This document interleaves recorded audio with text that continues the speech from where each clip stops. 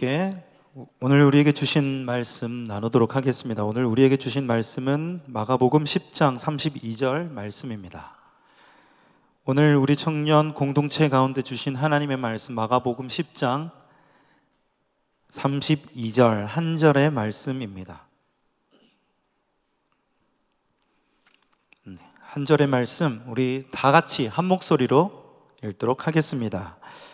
예루살렘으로 올라가는 길에 예수께서 그들 앞에 서서 가시는데 그들이 놀라고 따르는 자들은 두려워하더라. 이에 다시 12 제자를 데리시고 자기가 당할 일을 말씀하여 이르시되. 우리 한 번만 더 다시 한 번만 더 읽어보겠습니다. 한번 보여주시고, 다시 한 번 더 읽을게요. 예루살렘으로 올라가는 길에 예수께서 그들 앞에 서서 가시는데 그들이 놀라고 따르는 자들은 두려워하더라. 여기까지 읽도록 하겠습니다. 우리는 부활주일 또 그리고 부활주일 한 주간을 잘 보내고 오늘 다시 함께 예배 자리로 나왔습니다. 부활의 예수 그리스도의 부활의 그 기쁨이 여러분들 삶 가운데 계속하여서 이어지기를 원합니다. 이 부활주일은 사실 부활주일 한 주만으로 맞춰지는 것이 아니라 기독교 전통에서도 매 주일이 작은 부활절로 그렇게 여겨집니다. 그래서 주일은 사순절에서 주일은 빠지잖아요. 그 이유가 주일은 작은 부활절로 지키기 때문에, 그래서 주일은 항상 사순절 기간에서도 빠지게 되는 거거든요. 그래서 우리 모든 주일 또 주님께서 우리를 구원하여 주셨다라고 하는 그 기쁨을 계속해서 누려나가는 여러분 되시기를 바랍니다. 오늘 말씀 제목은 믿음은 따라가는 것입니다 라는 그 주제로 함께 말씀을 나누고자 합니다. 우리는 모두 어떤 길 위에 그리고 그 길을 걸어가는 그런 사람들입니다. 학생은 학생의 길을 걸어가고요, 그리고 직장인은 직장의 길을 걸어가고, 그리고 부모는 부모의 길을 그렇게 걸어가고 있습니다. 이 모든 것은 인생의 삶의 길이라고 우리는 그렇게 이야기를 하죠.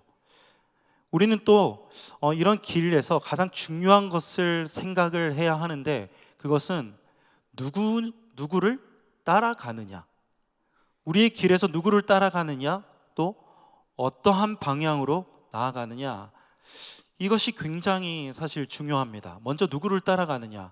여러분들 잘 느끼시지 못할 수도 있겠지만 여러분들 다 부모님의 뒷모습, 부모님의 옆모습, 앞모습, 부모님의 모습을 따라가고 있는 사람이에요.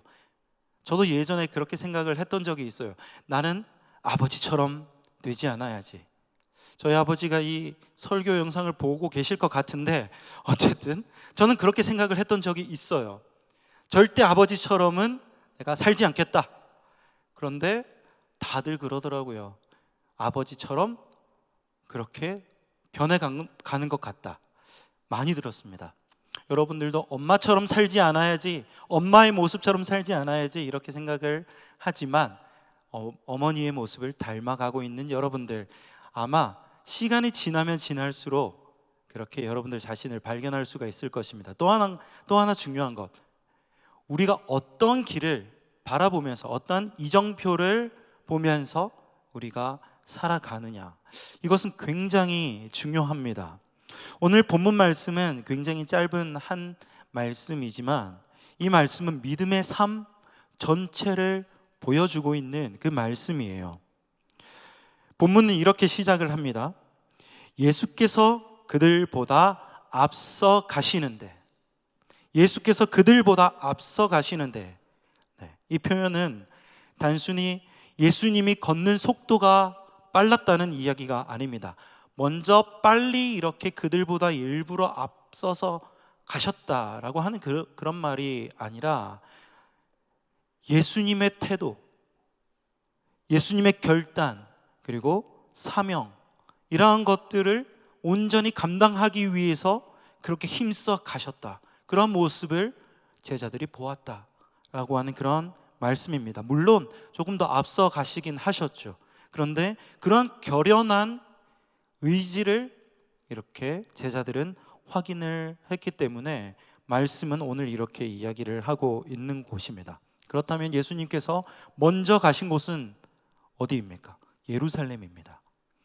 예수님께서는 예루살렘을 향하여서 그렇게 한마디로 씩씩하게 그렇게 걸어가고 계셨던 것인데요.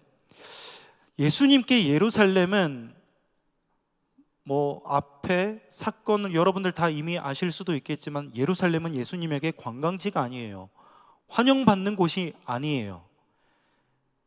예수님께서는 그곳이 어떤 곳인지 알고 있었습니다. 그곳은 예수님을 죽이려고 하는 사람들이 모여 있는 곳, 예수님이 곧 십자가에 달려서 돌아가시게 될 곳, 그러한 곳을 예수님은 알고 있음에도 예수님께서는 걸어가셨죠. 그리고 제자들에게도 여러 번 이야기를 하셨습니다. 내가 대제사장들과 서기관들에게 넘겨져서 죽임을 당할 것이다. 이렇게 예수님은 이미 제자들에게도 여러 번 그렇게 말씀을 하셨습니다. 네, 예수님은 자신에게 무엇이 다가오는지 다 알고 계셨던 것이죠. 배신이 있을 거고요, 조롱도 있을 것이고, 채찍질함이 있을 것이고, 십자가도 아셨습니다. 그런데도 예수님은 그 길을 힘있게 걸어 나가시는 겁니다. 왜냐하면 하나님께서 예수님께 맡기신, 인류를 구원하시기까지 맡기신 그 사명이 있었기 때문에, 하나님의 뜻이 있었기 때문에 예수님은 그것을 온전히 감당을 하고 그 사명을 완수해야 했기 때문에 그 길을 그렇게 그것을 다하기 위하여서 그렇게 가시는 것이었습니다. 여러분들이 살고 있는, 우리가 살고 있는 이 모든 세상은 이렇게 이야기를 합니다. 우리가 어떠한 길을 걸어가고 있을 때 이 길이 위험하다 싶으면 거기는 피해가는 게 좋습니다. 손해보면 어떻습니까? 손해보는 것은 손해보지 말고 손해보지 않는 길로 돌아가라 이야기를 합니다. 십자가와 같은 그런 장애물이 내 앞에 있다면 그곳은 돌아가라라고 이야기를, 세상은 우리에게 그렇게 이야기를 해요. 저와 여러분들이 살고 있는 곳. 그러나 예수님께서는 그렇게 하지 않으셨습니다. 하나님의 뜻이 있는 곳이라면 고난이 있어도, 눈물이 있어도, 좌절함이 있어도 그 길을 가셨다라고 하는 그 예수님의 길입니다. 여러분들 산 좋아하십니까? 제가 지난해에 어떤 영상에 대하여서 굉장히 관심 있게 본 영상이 있어요. 그것이 산에 관한 영상인데 히말라야에 관한 영상이었어요. 저 깜짝 놀란 게, 저희 청년 중에서도 히말라야 산에 오른 것은 아니고 히말라야 앞에까지 간 청년이 있더라고요. 대단하다 싶었어요. 네, 그 히말라야를 제가 몇 날 며칠을 관심 있게 그렇게 영상을 봤던 기억이 있습니다. 히말라야 하면 세계에서 가장 높은 산 뭐가 있습니까? 에베레스트 산이 있죠. 그만한 산들이 8,000m가 넘는 산들이 14곳이 있다고 합니다. 제가 가보지는 않았지만 그 영상에서 공부를 할 때 그것을 제가 많이 접했어요. 14곳이 있습니다. 14곳을 제가 다 외우지는 못합니다. 하지만 먼저 에베레스트도 있고, 그리고 여러분들 흔히 들었던 K2도 있고, 그리고 카첸중가, 그리고 난가파르트. 이 정도면 좀 많이 알고 있죠. 네. 이렇게 막 높은 산들이 질비해 있는 곳이 히말라야입니다. 그런데 그곳을 오른 사람들이 참 많이 있죠. 참 많은 사람들이 그곳을 올라갔습니다. 그런데 그 영상을 여러분들도 한 번씩 접해 보시면 알게 되겠지만, 우리는 그 정상을 정복한 사람들의 이름을 혹시 여러분들도 알고 계실 수도 있어요. 누군가 정복을 했다. 한국의 대표적인 인물은 김홍길 씨라는 그분이 참 정복을 히말라야에 있는 여러 곳을 그렇게 정복을 했죠. 그런데 그 사람들의 이름은 우리가 알아요. 그런데 이름이 드러나지 않는 사람들이 있다라고 하는 것을 저는 처음 발견했어요. 그 영상을 접하면서. 그 사람들은 뭐라고 불리냐면 쉐르파라고 불리더라고요. 원래는 민족의 이름이었는데 이제는 산을 전문적으로 올라가는 사람들의 그 이름을 다 포함을 해서 그 사람들을 쉘파라고 부르더라고요. 이 쉘파라는 사람들은 우리가 흔히 알고 있는 정상에 올랐던 그 사람들보다 먼저 앞에서 산을 올라가는 사람, 그런 사람들이더라고요. 항상 그 사람이 첫 번째로 산 아래에서부터 산 정상까지 그 사람들이 첫 번째로 올라가는 거예요. 그리고 그 사람들이 없으면 결코 어떠한 사람도 등반을 할 수가 없는 그런 규칙도 있다라고 하는 것을 제가 알게 되었는데, 모든 등반가들은, 히말라야를 등반하는 사람들은 이 쉘파가 있어야지 올라갈 수 있고, 그리고 첫 번째로 올라갈 수 있는 사람, 첫 번째로 올라가는 사람들은 그 쉘파였다라고 하는 것이죠.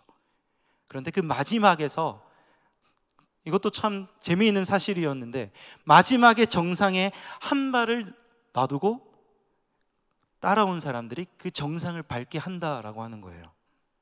그것을 보고 참 재미있고도 참 놀랍다라는 사실을 발견하게 되었는데, 저는 그 영상을 물론 이렇게 재미로도 그리고 배움으로써도 이렇게 보긴 했지만, 저는 그 사실 가운데서 참 깨닫는 것이 한 가지가, 바로 제 마음 가운데 다가오는 한 가지가 있더라라고 하는 것이, 바로 이 사람들이 걸어갔던 그 길이 우리 예수님께서도 그 길을 걸어가셨다라고 하는 그 너무나도 똑같아 있는 그 모습을 발견할 수가 있더라라고 하는 거죠.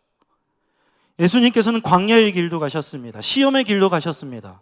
그리고 외로움의 길도, 배신의 길도 그렇게 능히 걸어가셨어요. 그리고 십자가의 죽음의 길도 예수님께서는 걸어가셨던 분이십니다. 그렇기 때문에 산 정상을 쉘파의 뒤를 따라 올라가는 사람들처럼 우리도 예수님의 길을 뒤이어서 따라가지만, 우리가 처음 걷는 길은 아니라는 거예요. 우리가 처음 걷듯이 낯선 길이 아니라 예수님께서 이미 걸어가셨던, 먼저 지나가셨던 그 길이 지금 우리의 삶의 길, 우리의 믿음의 길이라고 하는 것이죠. 사람이 되신 예수 그리스도, 히브리서에 보면 이렇게 이야기를 합니다. 우리에게 있는 대제사장은 우리의 연약함을 너무나도 잘 아시는 분이시다. 왜? 인간이 되셨기 때문에. 그 인간의 모습으로 삶의 고통과 어려움과 힘듦, 그리고 마지막에 죽음까지도 다 겪으셨던 분이시기 때문에 우리의 죽음까지도 다 이해하시고, 우리의 어려움도 다 이해하시고, 그래서 위로하실 수 있는 분이다라고 그렇게 이야기를 하는 것이죠. 여러분 가운데 지금 힘들고 어려움 그 속에 있는 여러분들일 수도 있습니다. 있을지도 모르죠. 기도해도 답이 보이지 않는 길, 사람들에게 이해받지도 못하는 길, 내가 왜 이 길을 가야 하는지 그것조차 알 수 없는 길 가운데 있는 여러분들이 계실지도 모르겠습니다. 그러나 기억하십시오. 예수님께서 그 길을 저와 여러분들보다 먼저 그 길을 가셨다라고 하는 그 사실입니다.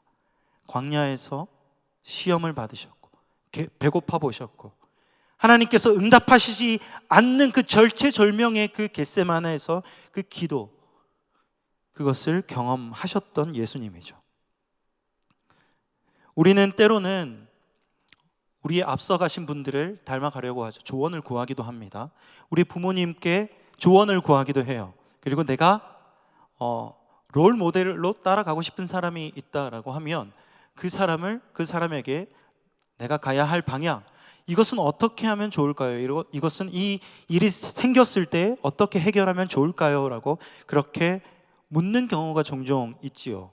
부모님에게, 내 롤 모델에게. 무엇 때문입니까? 그것을 이미 경험을 하였고 그것에 대하여서 잘 알고 있다 여기기 때문에 우리는 그렇게 이야기를 하는 것이겠죠. 그렇습니다. 예수님의 길 속에 우리 믿음의 답이 있어요. 예수님의 길 속에 답이 있습니다. 예수님께서는 우리 보고 먼저 그래, 너가 먼저 가. 이 길, 이 믿음의 길, 이 삶의 길 너가 먼저 가보렴. 그렇게 말씀하시는 분이 아니라 내가 먼저 갈 테니까 너희는 따라만 와. 이렇게 말씀하시는 분이시다라고 하는 사실이죠. 그리고 예수님께서 걸어가신 이 길을 제자들은, 오늘 본문은 제자들을 통하여서 이렇게 놀랍게 이야기를 합니다. 제자들이 놀라고 따르는 자들은 두려워하더라. 저희가 읽었던 말씀까지죠. 두 번째, 제자들이 놀라고 따르는 자들은 두려워하더라. 예수님이 앞서가시는 모습을 보고 우와, 은혜 받았다, 감동이 넘친다, 이야 나도 가야지, 나도 따라가야지, 이런 생각을 하지 않았다는 겁니다. 놀라고 두려워하였다. 그렇게 오늘 말씀은 이야기를 합니다. 왜 그렇습니까? 제자들이 생각한 예수님의 길과 제자들이 생각한 그 길과 다르다는 거예요. 제자들은 예수님께서 예루살렘으로 들어가시기만 하면 모든 잘못된 것들은 다 없애버리시고 로마의 정권은 다 없애버리고 승승장구하고 왕으로서의 예수 그리스도의 모습을 상상했는데, 이미 예수를 죽일 만한 사람들이 여럿 있는데 그 말씀을 계속 제자들에게 해주시면서 나는 죽으러 간다, 나는 십자가를 져야 한다, 섬기는 자가 되어야 한다, 너를 부인해라, 나를 부인해라, 이런 말씀을 하시면서 계속 그 길을 가시는 거예요. 그러니 제자들은 힘있게 가는 것이 아니라 두려워하는 거예요. 놀라워하는 겁니다. 이해할 수 없었습니다. 왜 굳이 위험한 곳으로 예수님 가시는 겁니까? 왜 피하지 않으십니까? 왜 힘든 길을 선택합니까? 그래서 놀랐던 거죠. 우리도 그렇지 않습니까? 우리는 믿음의 길이라면 모든 것이 다 잘 풀릴 줄 알아요. 그렇지 않나요? 기도하면 금방 응답이 될 줄 압니다. 네, 그렇지 않다는 거 어제 제가 확인했어요. 양육을 하면서 여러분 기도를 하면 다 응답됩니까? 라고 하니까 자신 있게 아니요 라고 이야기를 하더라고요. 그렇잖아요. 우리는 기도하면 나의 예상과는 달리 기도가 응답되지 않을 때도 있습니다. 하나님을 잘 믿으면 편안한 길이 될 줄 알았는데 그렇지 않은 것 같아요. 내가 순종하면서 살았는데 손해볼 때가 참 너무나 많이 있습니다. 정직하게 살았는데 억울한 일 당할 때가 참 많은 것 같아요.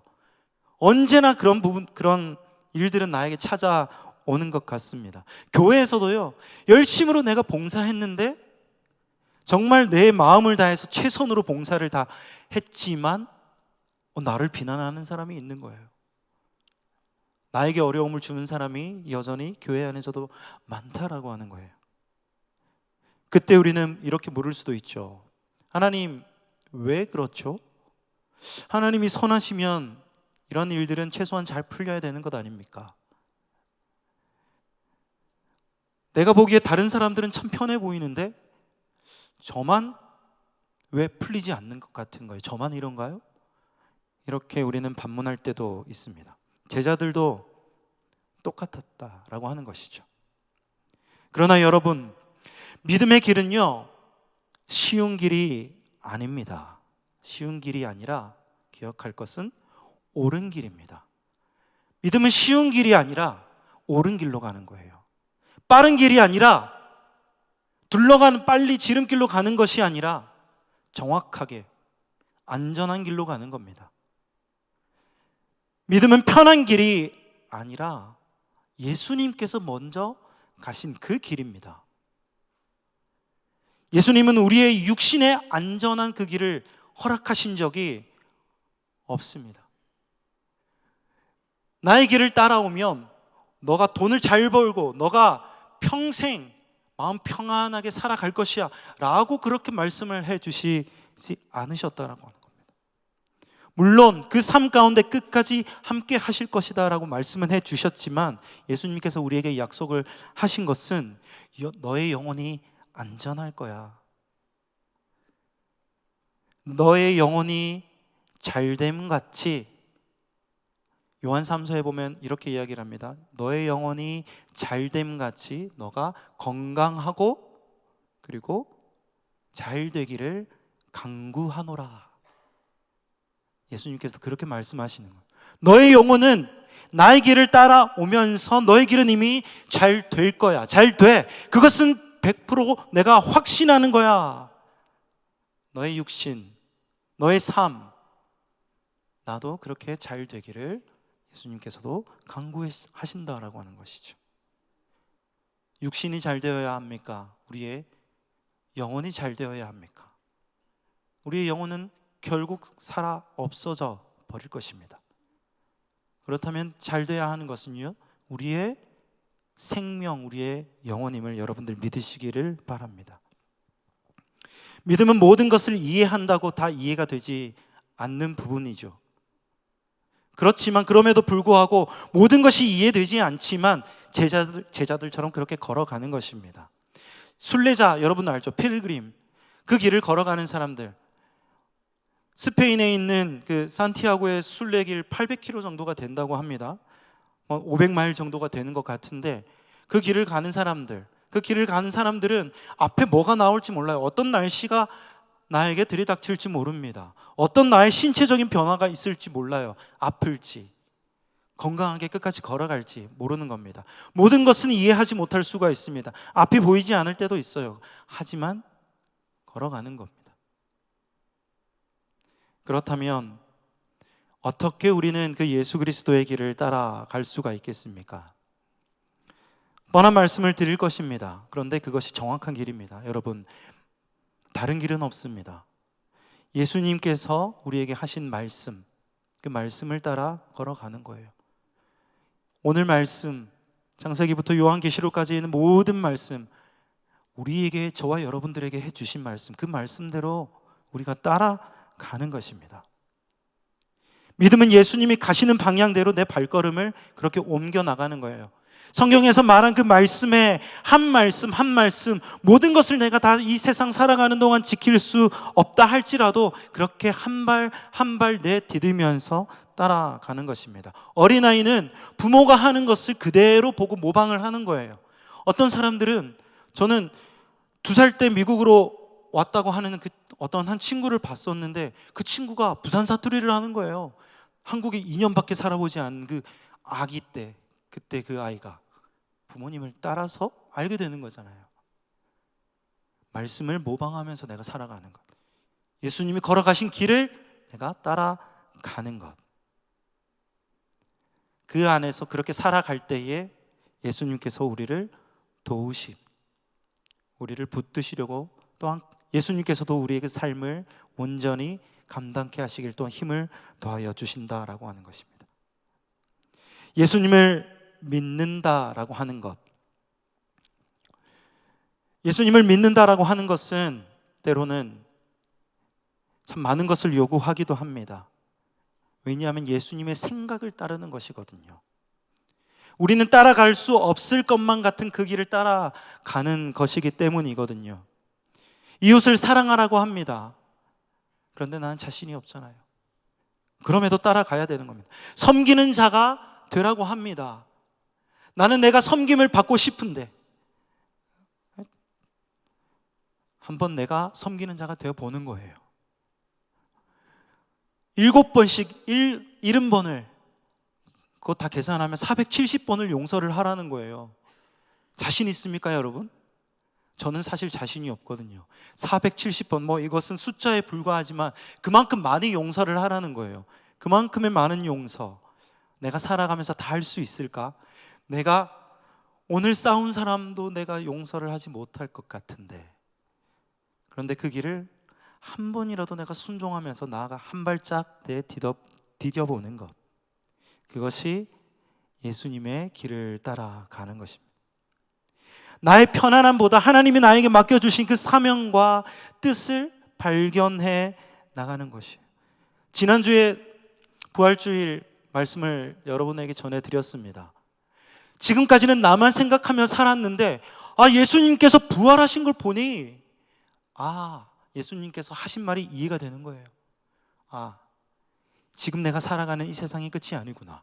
이 삶이 끝이 아니구나. 그래서 내가 한 발짝 더 사랑해 나갈 수 있겠구나. 다른 삶을 살아갈 수 있겠구나라고 하는 그 사실을 받아들인, 느껴나가는 것.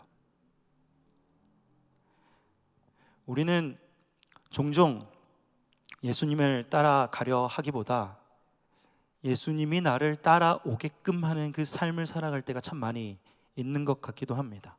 주님, 제가 정한 길에서 축복해 주십시오. 제가 원하는 것 이루어 주십시오.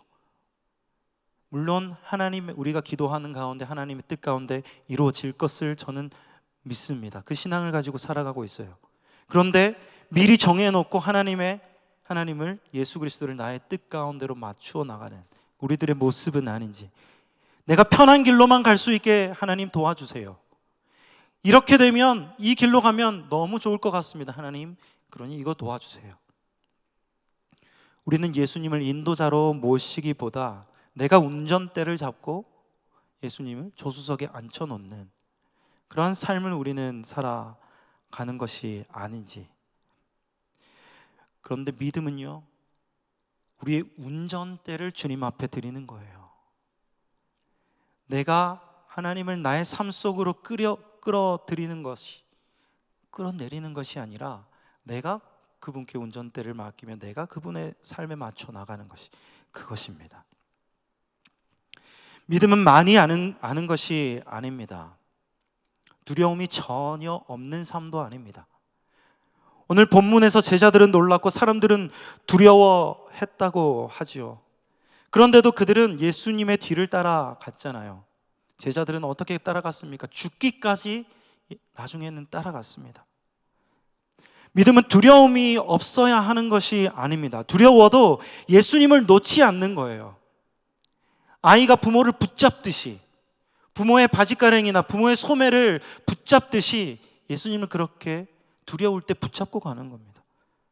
믿음은 다 이해해야 하는 것이 아닙니다. 이해하지 못해도 순종하며 나아가는 것이고, 믿음은 넘어지지 않는 것이 아닙니다. 넘어져도 예수 그리스도 그 발과 그 손목을 잡고 다시 일어나는 것이 믿음입니다. 천천히 가더라도 끝까지 가는 거예요. 혹시 여러분들 가운데 지금 멈춰서 계신 분들 있을 수 있죠. 아마 있을 것입니다. 너무 힘들어서, 너무 지쳐서, 두려워서 내가 더 이상 걸을 수 없다라고 그렇게 생각하시는 분, 우리 예수님께서 앞서 가신다라고 하는 사실 꼭 기억하시기 바랍니다. 그리고 우리를 향하여서 말씀하십니다. 내가 먼저 간다. 내가 먼저 갈 테니 너는 따라와라.